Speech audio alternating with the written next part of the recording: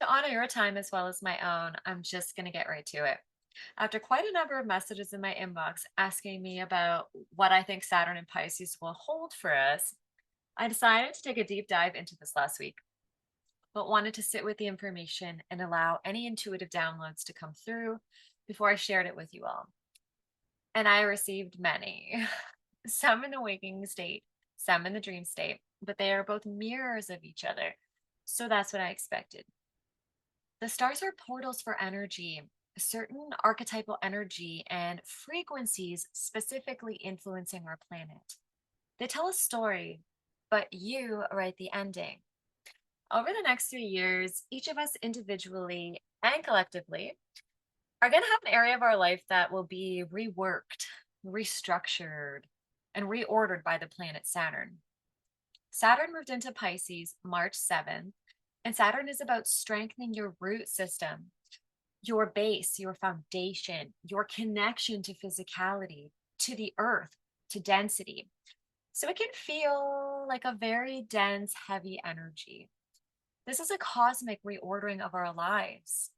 We are always dissolving and rebirthing throughout our lives, physically, emotionally, mentally. It's the cycle of death and rebirth, and Pisces is the sign of endings and beginnings. Not to mention where Saturn is physical and dense, Pisces is ethereal and dreamy. The opposite. That being said, what can we expect with this energy for the next 3 years? We saw what happened when Saturn was in the last sign in Aquarius from March 2020 to July 2020, and then December 2020 to March 7th of this month when it shifted signs. Saturn was naturally at home for the last 6 years when it was in Aquarius, and then Capricorn before that. Now it's in a sign that couldn't be more its opposite. And what does this mean? Polarity is heightened. We also have the planet Pluto just shift into Aquarius, and Pluto was also about death and rebirth, the Scorpio energy that I know so well in myself. I won't get into that here in this video. That's a whole other video. But this alignment will be for the next 20 years and will hold keys to deeper versions of everything that we just learned for the last 3 years. Pluto is god of the underworld. So this means more shadow work, revelations, power struggles, transformations. But let's get back to Saturn and Pisces. Pisces archetype is the dreamer. This is the realm of dreams, while Saturn is structure, discipline, putting in the work. So turning your dreams into reality and really asking yourself if the dreams that you have are yours or were they put on you by someone else.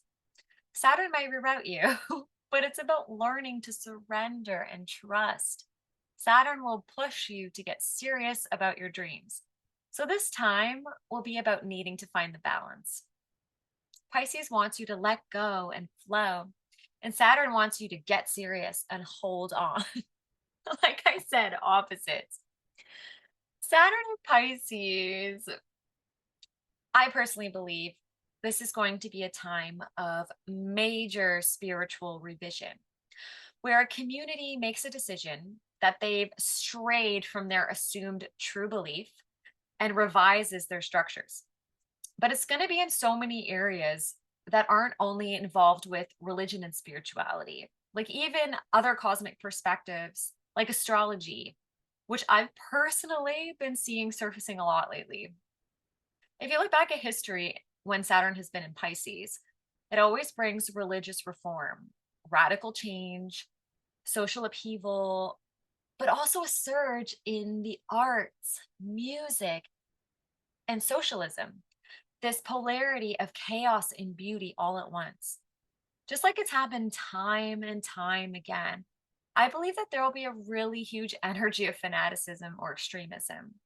A previous transit of Saturn in Pisces happened in 1935 to 1938, which led to WW2. This will be a time where we will experience this great intensity around believing in something so strongly that it's forced upon others. And this could be from an individual or a group, creating more polarity and duality. You only need to scroll for 30 seconds on your socials and see this already playing out. But this is only going to get stronger. So prepare yourself. We're going to see illusion, disillusion, restriction, awakenings, all at the same time. Maybe you've noticed it already. Everyone is on this extreme search for the ultimate truth. But like a diamond, truth has many facets. It reminds me of the game Broken Telephone. Because who knows what the original truth of humanity at the dawn of time truly was? Over the years, the message gets watered down, it gets changed, it gets shaped by whoever is telling the story. But during this time, I believe that a lot of people are going to come forward and claim the one and only truth.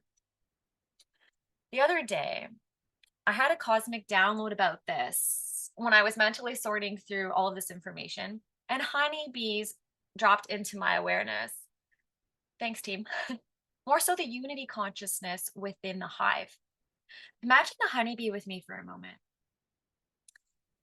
They all work collectively for the benefit of the hive, but they don't gather nectar from only one flower on the entire planet.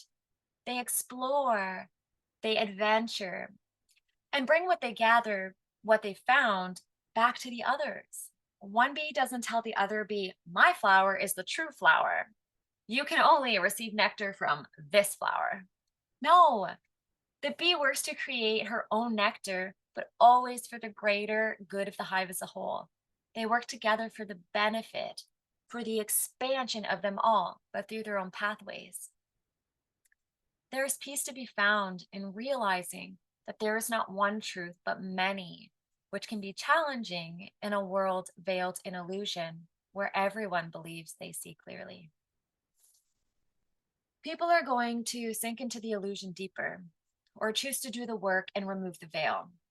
This will be a time of falsehoods, false teachers, false prophets, false theories. So you will need great discernment because we're talking about illusion. Mental health will be an even bigger focus over the next 3 years. There will be more escapism, wanting to escape this reality using drugs and alcohol, including psychedelics. And you'll probably see this dressed up as spirituality a lot more. With these types of frequencies, it will feel like losing connection to the earth. Remember, Pisces is floaty, it's up in the ethers, especially if you can't discern what's real and what isn't. This will be an increased energy with Pluto now in Aquarius, too, in terms of illusion and AI technologies. But I have another example of another energy of we're going to experience. I was looking through my new favorite tarot deck the other day and had the realization that Saturn in Pisces reminds me of the dreaded tarot card, the Tower card, sorry. If you look at the card, hopefully it doesn't go out of focus.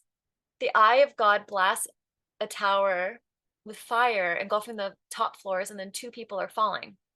Pride lifted the tower to the heavens. And I'll explain what I mean. However intriguing cosmologies, and the word cosmology basically means it just studies how the history of the universe led to the stars, galaxies, consciousness, etc. So, however intriguing cosmologies, or we can even call this cosmic perspectives, may be, however intellectually inspiring, at the end of it all, they are only systems of human thought. All the religions and the philosophies of the world can't really touch the heavens. They can only try to point the way. You can interpret the scene on this card as divine awareness, the eye of God, and turning its scorching eye, or scorching ray on the structure of human cosmology. We built this tower out of pride, out of ego, believing our way was the only path to heaven. But then we're reminded that it can tumble down just as easily as the crown, which is the symbol of earthly power, falls to the depths.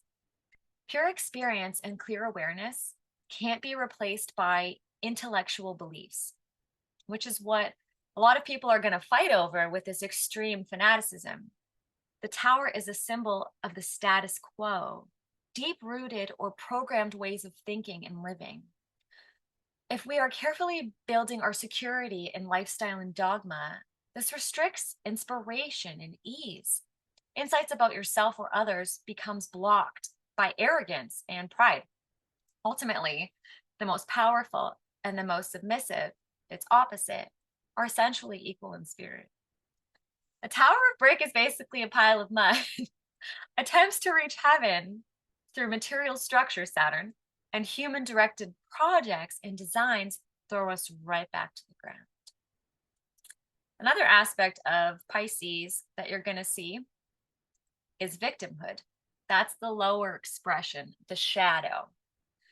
And I believe we are definitely going to see a lot more of this type of fanaticism as well, if you haven't seen it or noticed it already.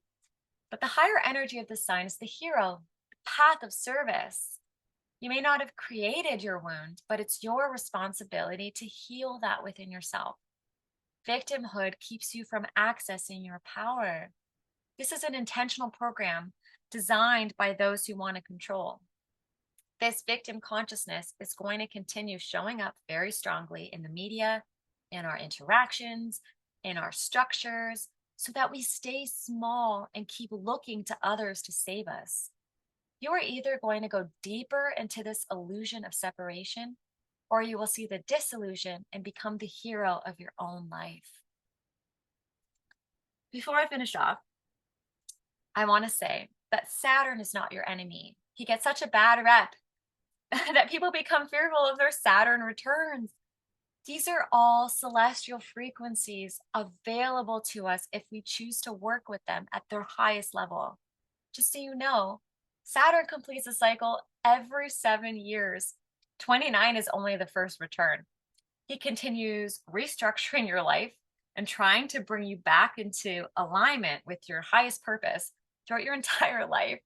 You think he's done with us at 29? No. If you're turning 35 this year, like I am, we have to buckle up because Saturn is completing another 7-year cycle in our lives. So you're probably have felt extra restriction and restructuring in a certain sphere of your life with the Saturn and Pisces transit. And this is for everyone. Look to where you have Pisces in your chart, and then look to the house, which is the area of life that it's in. And that area of life during this time is going to be reworked. So, like I was saying before, if the tower is not built on a solid foundation, it will be struck down. This area of your life will feel restricted, heavy, dense over the next 3 years. But remember that with destruction comes creation. So get ready to rise, my beautiful phoenixes, and step into your power.